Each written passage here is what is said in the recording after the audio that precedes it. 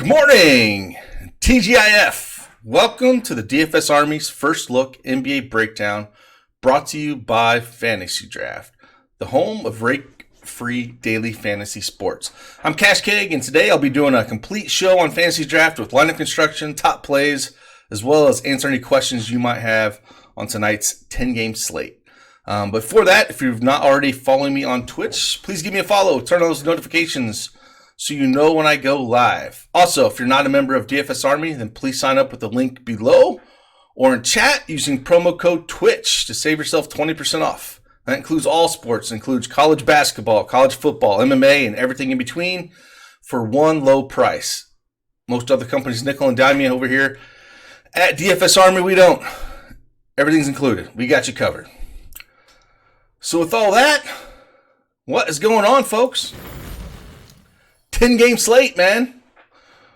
What's up? It's Friday. We finally got here.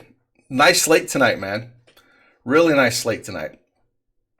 How's everybody doing today? It's it should be a fun one. It should be a fun slate today. Hopefully we get a little bit more news. I was looking at value. There's not a lot of value opening up right now, but again, we saw how it was on Wednesday, man. Morning, Phil. It got pretty crazy on Wednesday with all the news of Golden State and how fast things move on these bigger slates like this. Things can move a little faster. So it's hopefully we don't get last minute news and we can adjust. The good thing with the last minute news like that, I guess, is when we do get, news that close to lock, we put everything out there in breaking news and where to pivot and whatnot. And so if you're paying attention, it does give you an advantage. It just makes it a little hectic if you're running a ton of lineups. If you're running one or two, it's not so bad, but if you're running a bunch, it's something to definitely practice because it gets crazy. What's going on? Chester, what's up, man? What's up, Madness? What's going on with you, man? I think first time I've ever seen you in here. You working today or not? You do. I think is it Mutt doing the tiers today, or are you doing the tiers? How's that Bucks game, man? Did you go to that Bucks game last night?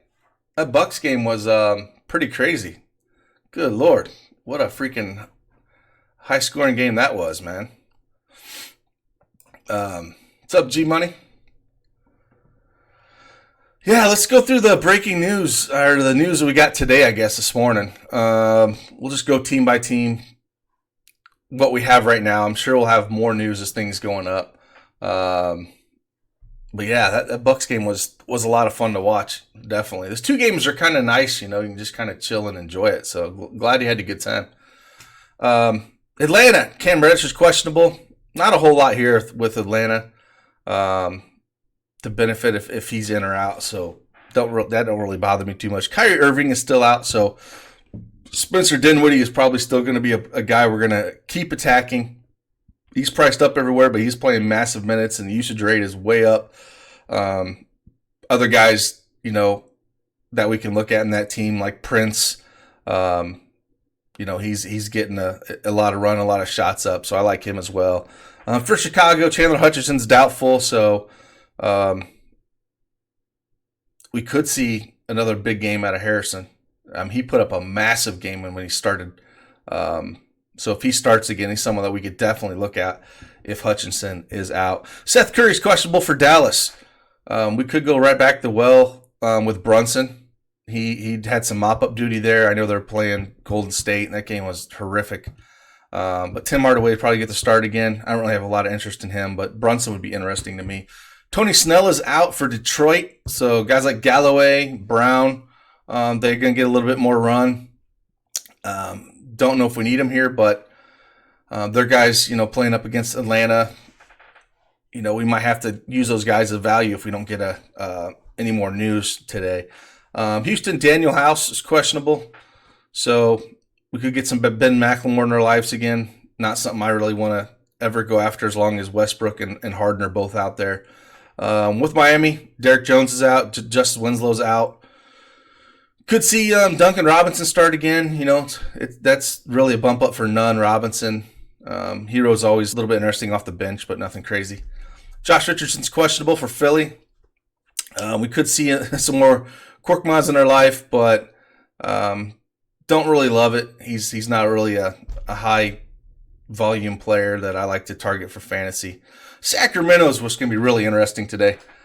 Fox is out, Ariza's out, but Corey Joseph is questionable, and so is Bogdan Bogdanovic is questionable. If those two guys are out, Buddy Hield and Yogi Ferrell. Yogi Ferrell's going to get a ton of time, and he becomes really interesting. He might be the guy we have to target for a value play. So someone we have to look at.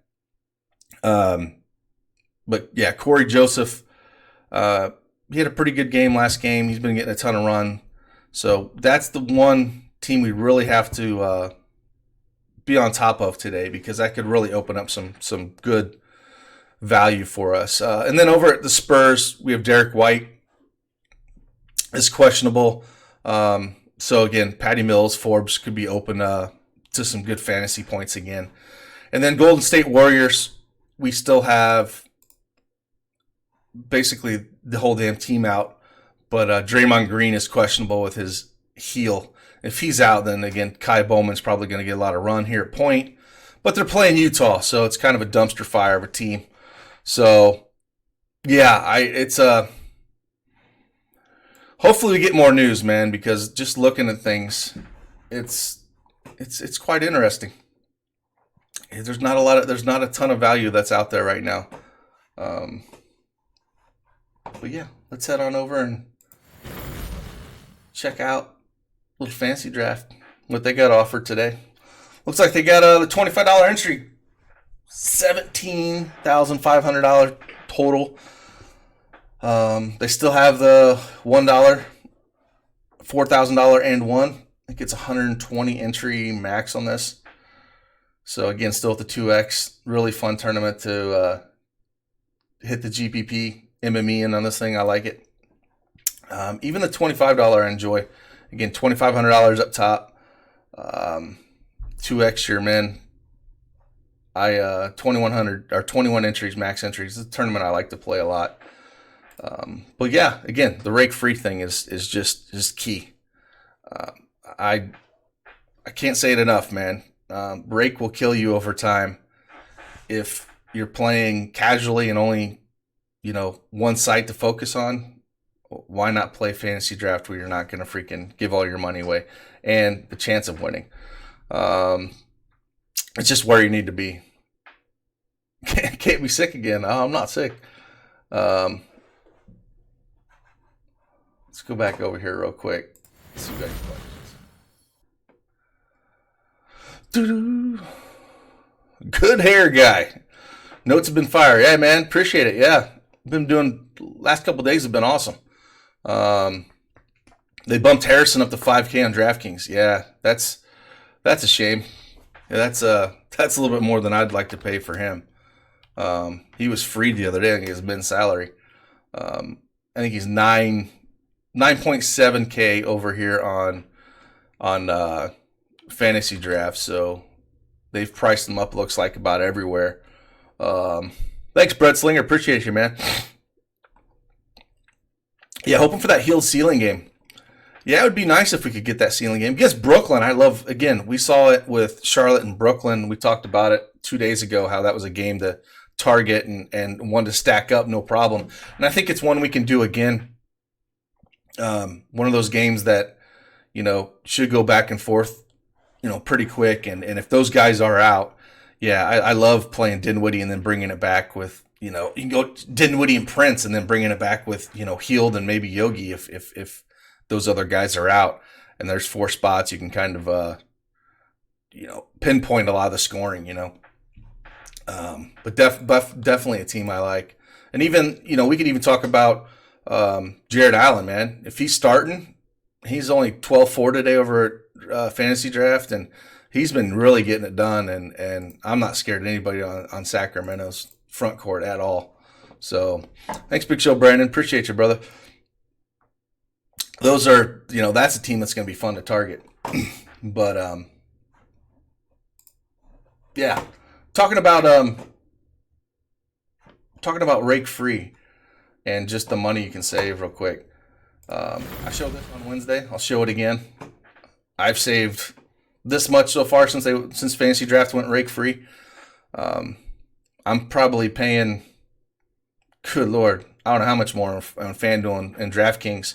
But just to reiterate that fact, like I said, I saved over $2,300, probably more than that. But rake free right here.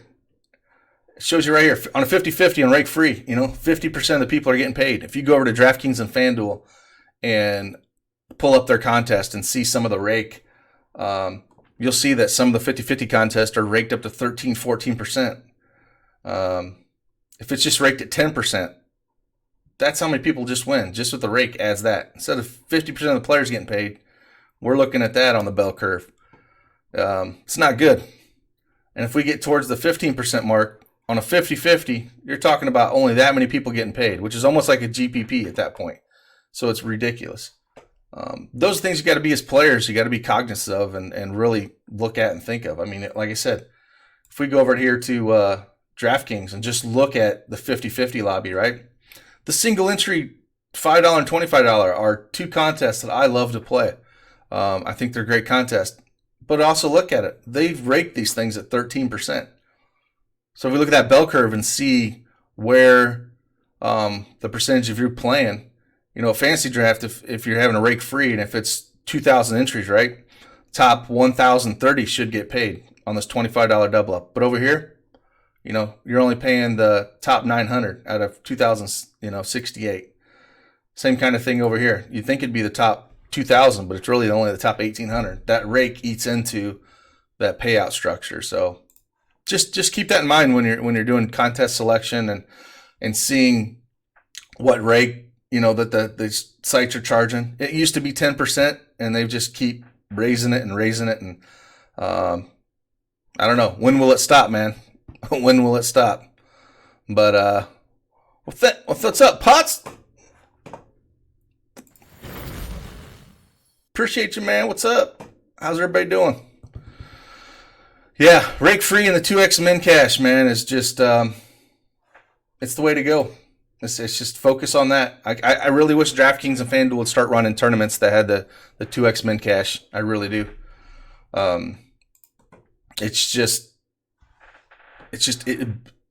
It'll help you survive longer in these tournaments. And then, like I said, in the 50-50s, man, it's so nice to know that the top 50 are going to get paid. So speak with your money, man. Like I said, if you're a casual player, I don't know why you wouldn't play over at Fantasy Draft first.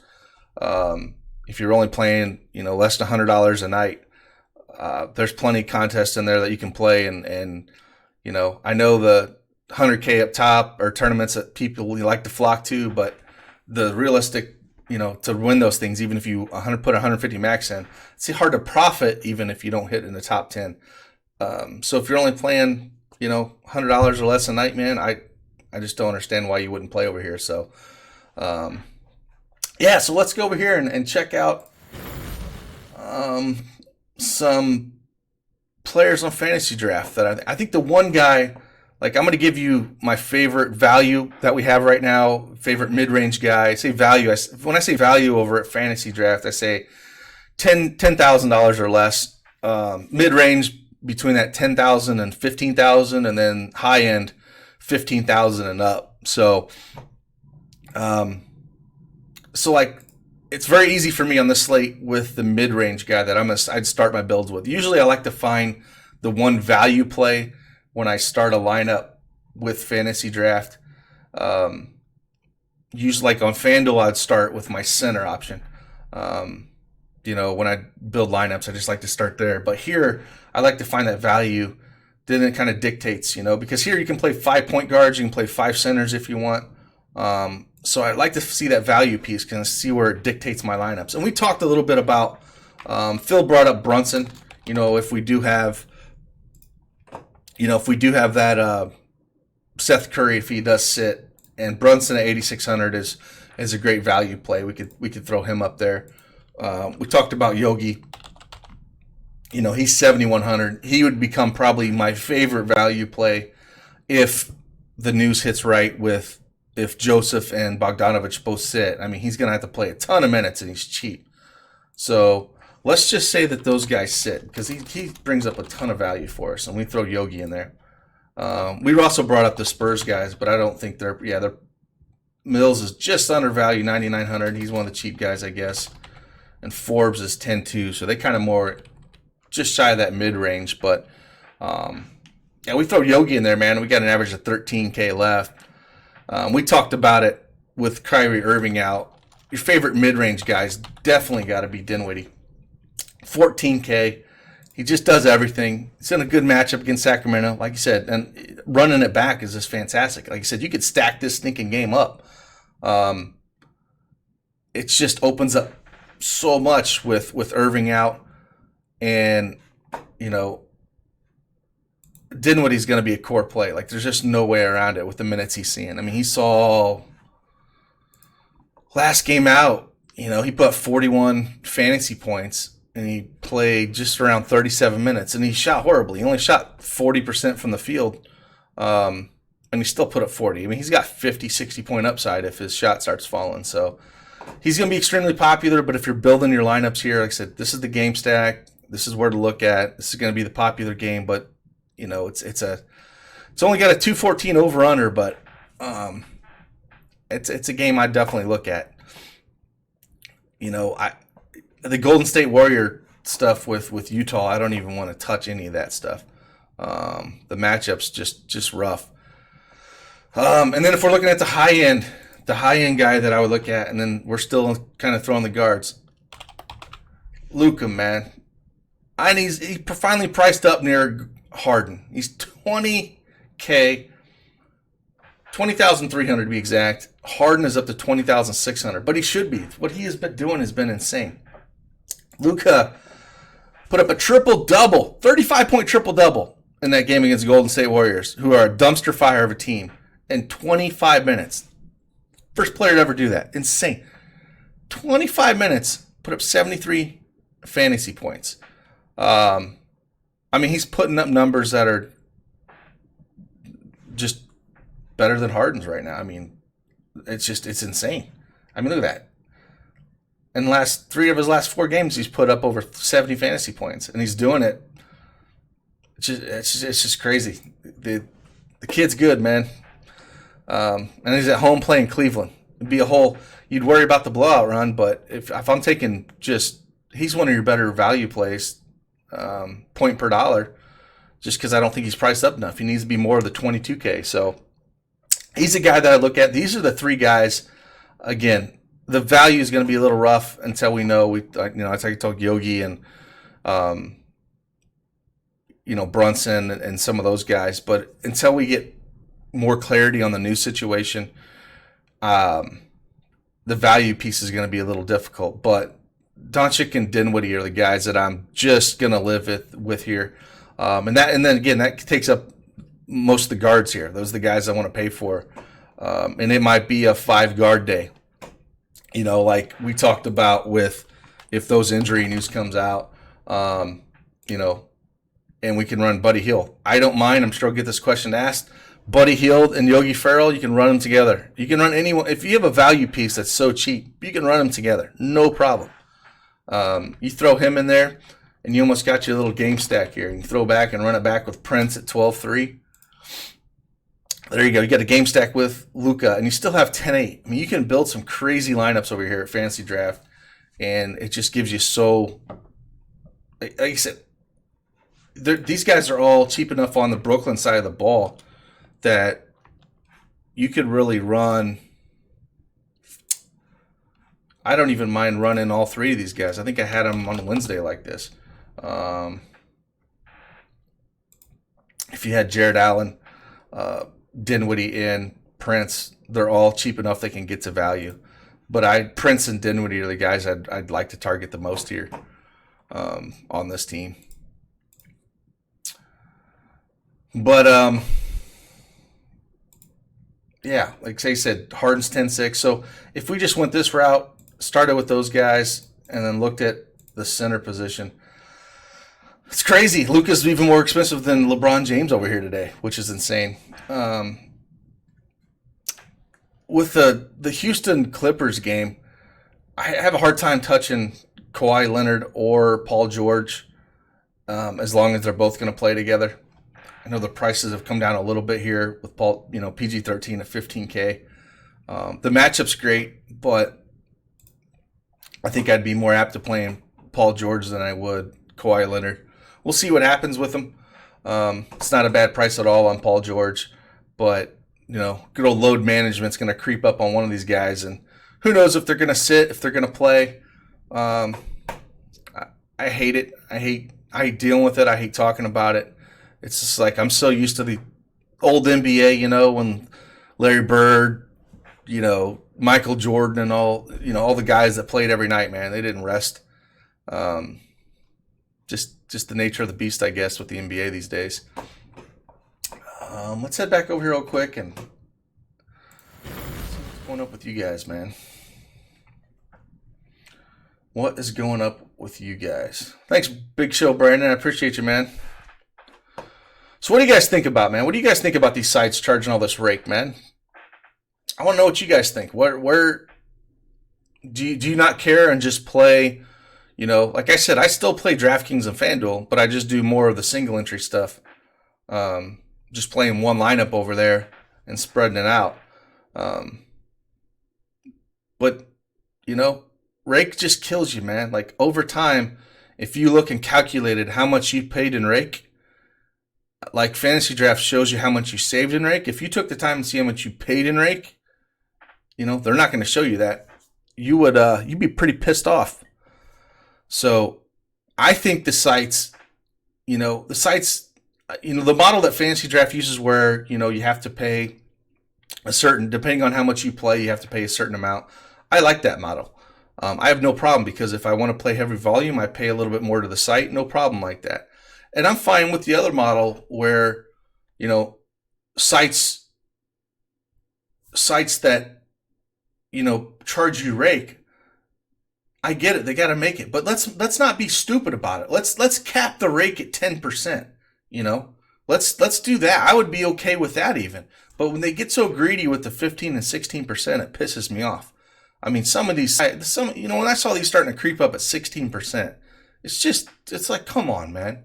It's just absolutely ridiculous. I know some of the head-to-heads on the higher entry, they did lower it down to 3-4% Rake on some of the like $100 and up head-to-heads, which is very nice. But at the same time, just not a fan of it at all. So, Beacon of Light, Rake is all 15% average is unreal. It is. It's asinine. It pisses me off. Jules, I'm so used to FanDuel format, I'm scared to change. I get you, man. Change is a little scary. Once you get used to it, though, it can be fun. Like I said, you have questions about this. We do a cheat sheet for FantasyDraft every night. We got projections for it, so it's not. Like I said, it's a fun site to play, and it gives you more options. You're not suckered into just that one center. You can play a ton of them, and some slates dictate. You wish you could play 3 centers, and you're like, well, crap. I can't do that over here, but at FantasyDraft you can. So I kind of enjoy that. Brad Blinger, they don't offer it in Virginia. That sucks, man. Sorry to hear that, man. I'm Letty says FantasyDraft, but could use a few more MME options. Yeah, I'm with you there. I think they, for like NFL and stuff, they have plenty of options. But NBA, I have no problem with it. Like I said, the $1's nice, the $25 nice. I think that they're only going to grow if more people play, And that's the thing. To grow these things, you got to start selling these things out early. The more people they'll play, the bigger the contests will get, and the more options they'll have. If you don't play there and play with your, show them that you're going to play there, then it's going to have a hard time that these grow. So, yeah, see, the mobile app sucks. Well, that's the thing, Andrew. I had to hardly do anything on mobile unless I check scores. I just think that I'm behind the power curve if I'm playing on my mobile, in my opinion. If I'm on my phone and I know a lot of people have to go that route because they're working and they're not around to use it to build, but I just feel like I I don't have the edge if I'm not doing it on desktop with everything at my disposal. Because if I'm using my phone trying to build lineups, I'm going against people that are, yeah, I agree though. I'm not going to argue that.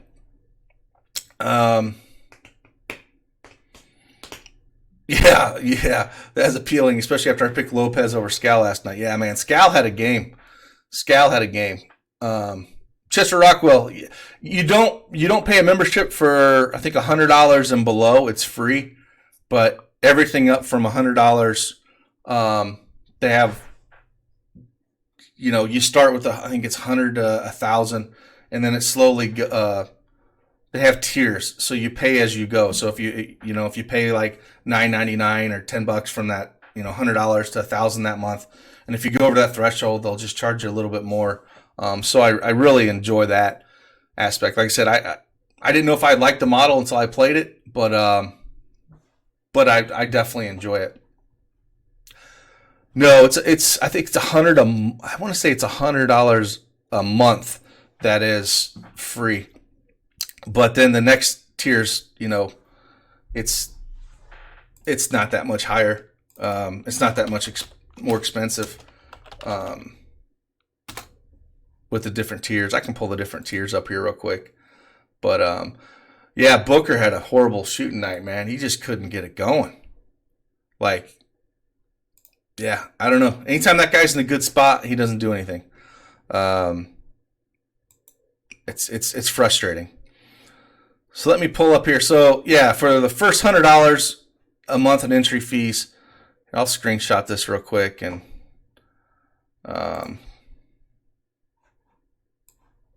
we will go through all these. So you can kind of see the difference and what the different pay structure is for each tier. Let's shoot over here real quick and I'll show you. So yeah, right here. So for the first $100 a month in entry fees, it's free. Then here at the starter kit, from up to 1,000 entry fees, it's $6 a month, which is again way cheaper than you're going to pay anywhere else. Then you do the All Americans, $15 up to 3,000, and then move your all the way up here up to unlimited. There's $1,000 a month, which I don't think you'd have to be playing some heavy ass volume to get up to that point. But yeah, like I said, I think a lot of people will be in the starter to All American, and then get up to your professional all. But still, even if you're paying $50 for up to 10,000 entry fees, if it was 15% rake, think about what you'd be paying 15% on 10 grand. Yeah, it's pretty crazy. So it's again, I like this method. They've only had it for a couple months now, but yeah, I enjoy it. No, it's not bad at all. The edge is not smaller in fantasy draft. No way. I think it's yeah. You also pay a percentage of deposit with still wrestling. Yeah, it's a small. Yeah, if you're right, when you deposit, you have to pay a small percentage as well. So throw some money in there, but it's way less than the 15%. It's not even close. Like, you do the math, it's not even close. And again, the football contests are nice. And speaking of that, let me see. Yeah, speaking of that, Fantasy Draft, the only rake-free daily fantasy site, brings the heat again with a $250,000 guaranteed rake-free contest, the Hooters main event.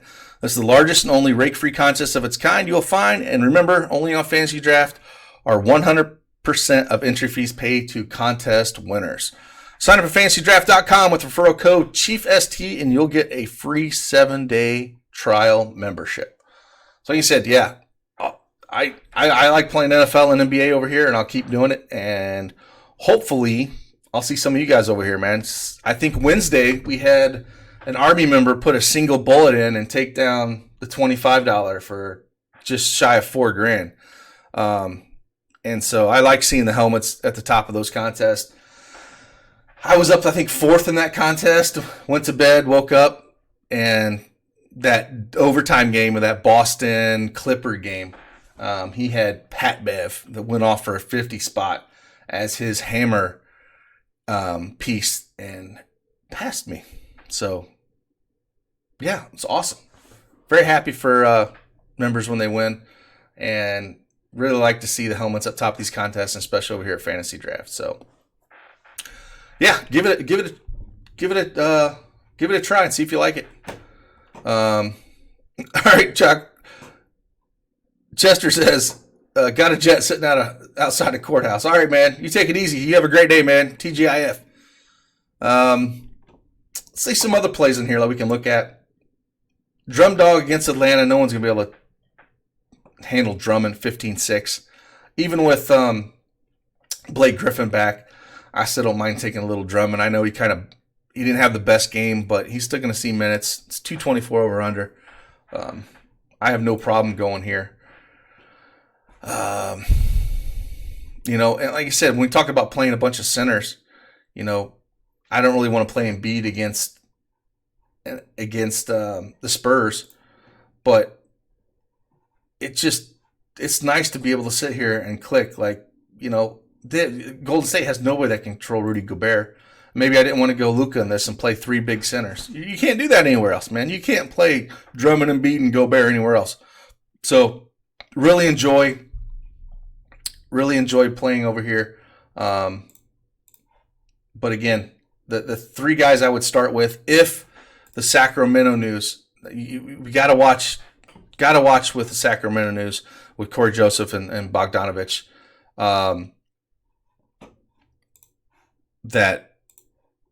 That's going to open up Yogi Ferrell and Buddy Hield. Like I said, these are the guys I'm going to want to play if those guys are out.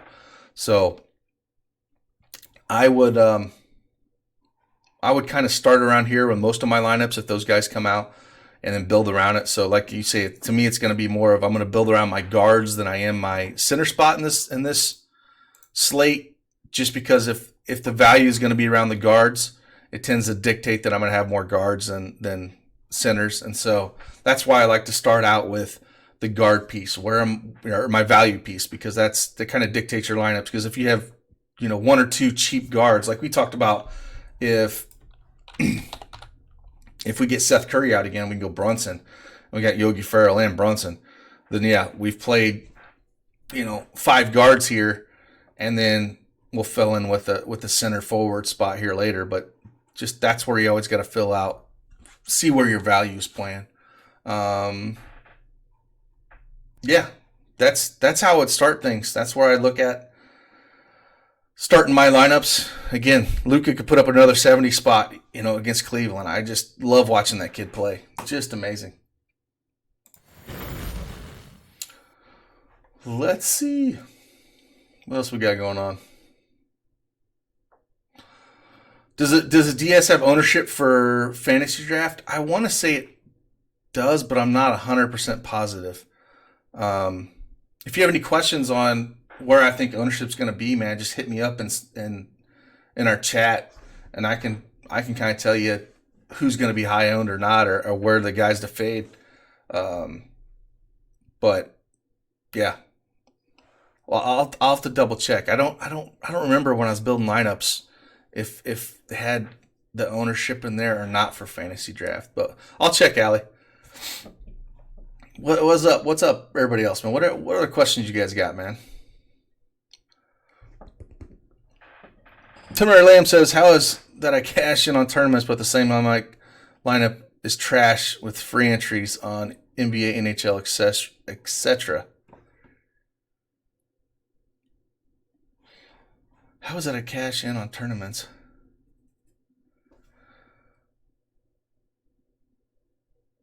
With free, so you're saying, lineup you put in tournaments, it cashes, but the free entries on NBA don't cash? Yeah, I don't know. Are they single entry? Or are they multi-entry? I guess it depends on the contest. Yeah, I don't know.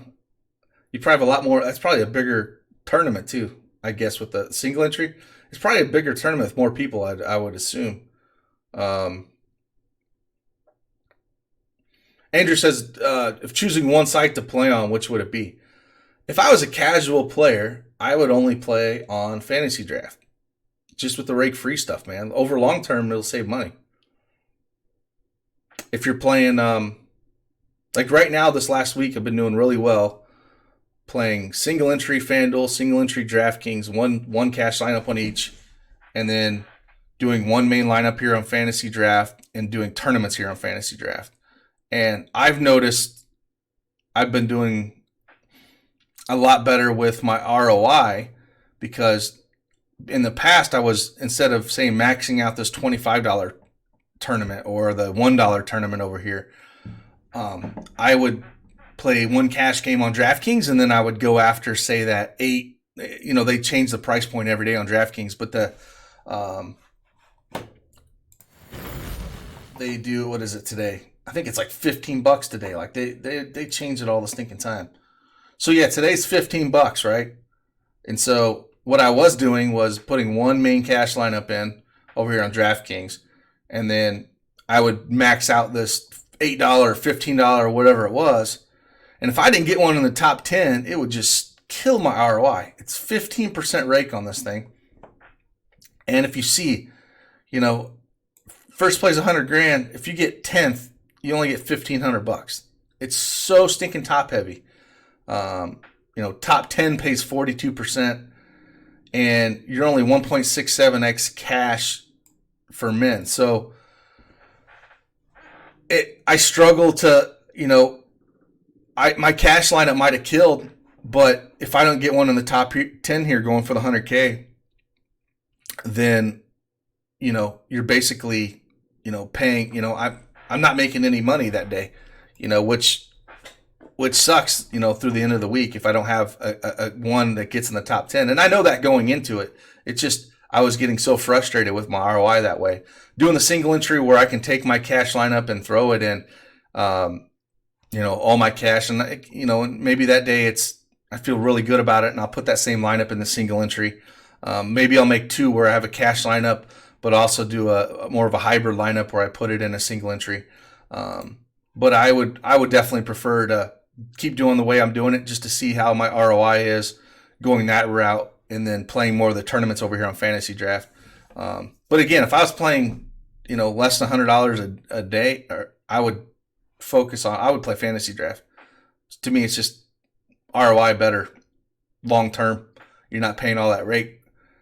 That rake will eat into your profits. It really will. If you sat down on, say, DraftKings or FanDuel, whatever site you are most comfortable playing at, and looked at where your money's going, then you can kind of figure out, how much you're paying into the rake each week or month, and you'll realize you're paying those sites a lot of money.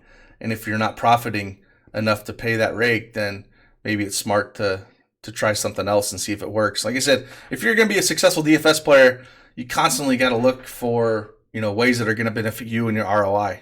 I mean, it's always fun to play. You should play for the fun of it, but we're all here to win a little bit of money. And there's no reason to be giving all that money to the sites until they've changed their structure. Like I said, the 15-16% rake just absolutely pisses me off. So, hope that answers your question there, Andrew. But yeah, this is how I would start these lineups. I'm going to start on the cheat sheets here real soon. But again, Luka's the top guy I'd pay up for tonight. Spencer Dinwiddie is the mid-range guy I would pay for. And then value pieces, we're going to need some news. Because right now, it's, we need those guys to be out so we can play a Yogi Ferrell or a Jalen Brunson. Those two are probably my favorite that I'm looking at. And if you're going to, if we're going to have that value, I'm sure we'll have 1 or 2 pieces of it on 10-game slate. Just make sure you're inside of our DFS Army chat, and that NBA breaking news channel will constantly be putting out information when it hits and who the value plays are. And that'll be reflected in the cheat sheets and who to attack. And that's where, again, I kind of like to build around my value first. So without that, man, you got to find that value. That's right, Beacon of Light. Find that value. TGIF, glad it's Friday. Come on over to Fantasy Draft. Join me playing this thing tonight. Hope to see helmets at the top, man. Hope to see people crush. Have sheets out here a couple hours before lock. Let's get after it. And let's keep crushing. Love you guys. Appreciate you. See you on the flip side.